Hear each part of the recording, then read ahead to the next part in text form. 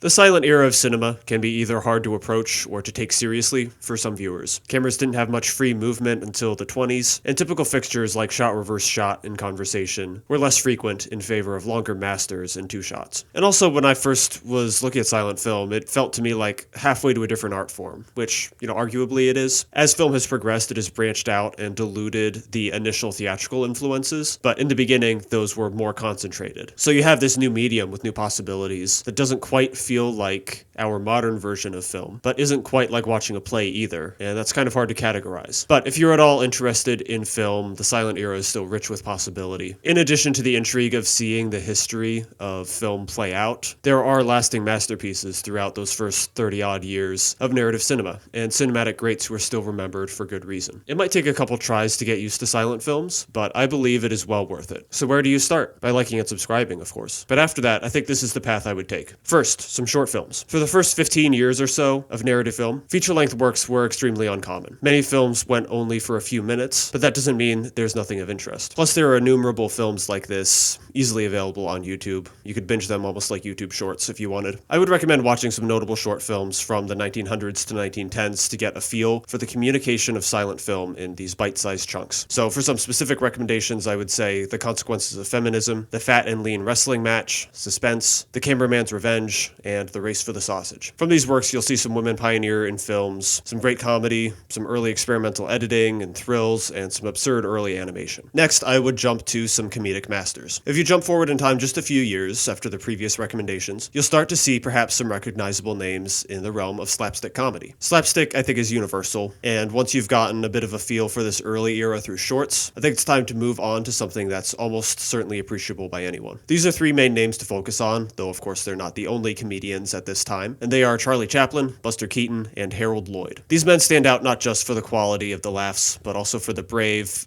perhaps reckless at times, stunt work, and the imaginative filmmaking to make some of these things happen. I would recommend from Charlie Chaplin, The Kid and the Rink, from Buster Keaton, The Cameraman and Sherlock Jr., and from Harold Lloyd, Safety Last and The Freshman. So now hopefully you've warmed up to the period, and I think at this point it's time to watch some classics. Not that the previous entries aren't classics. A good number of filmmakers have endured for the last 100 years after the silent era, and have continued in the filmmaking canon, and I would recommend seeing something from a lot of those notable names. This is not going to be an exhaustive list, of course, but just some of the first ones that come to mind. D.W. Griffith is, of course, the guy who made Birth of a Nation, not so good, but is nonetheless arguably the most important cinematic figure we've ever had. If you want to try a long film, go for Intolerance. Otherwise, I think his shorts filmography is well worth watching, for instance, The Musketeers of Pig Alley. Ernst Lubitsch may have gone on to greater fame in his American films, but don't discount his silent filmography. It has often a strange, unhinged quality to it that you don't see in his American work. Romance at times, I would recommend either The Doll or The Oyster Princess, both of which have, I think, that same sense of oddity and recklessness and joy. Alfred Hitchcock is, of course, best known for his talkies, but he got started in the silent era. I think The Lodger, A Story of London Fog, is a favorite silent film of mine. Still very much Hitchcock, still showing his expressiveness through the technical aspects of filmmaking, and I think it holds up against his talkie work. Fritz Lang is a legendary figure in early film, both silent and talking cinema, and any discussion on silent film classics includes his Titanic work Metropolis, which is to this day a filmmaking marvel. Carl T.H. Dreyer also bridged the silent and talking eras with classics on both sides. On that silent side, he made The Passion of Joan of Arc, which is one of the most celebrated and one of the most emotionally impactful films ever made, silent or otherwise, in my opinion. F.W. Murnau could be the most highly acclaimed silent director. Of course, lots of people could vie for that. Nosferatu is an enduring horror classic, and Sunrise, A Song of Two Humans, is considered one of the greatest films ever made. And on top of that, I would also recommend The Last Laugh, because that was the first major motion picture in which free camera movement was really possible, and he immediately knew how to use it. And there is a shot in a dream sequence in that film that is one of my favorite, period. And it's just amazing that, that was just the first film that he had that available to him, and he immediately knew what to do with it. It's just amazing to me. And a personal classic pick is Victor Sjöström, who is one of my favorite directors, silent or otherwise. And I would recommend The Wind, because that's my favorite of his. I think it has an exquisite atmosphere. He always has such a great way of conjuring emotions from faces, even without the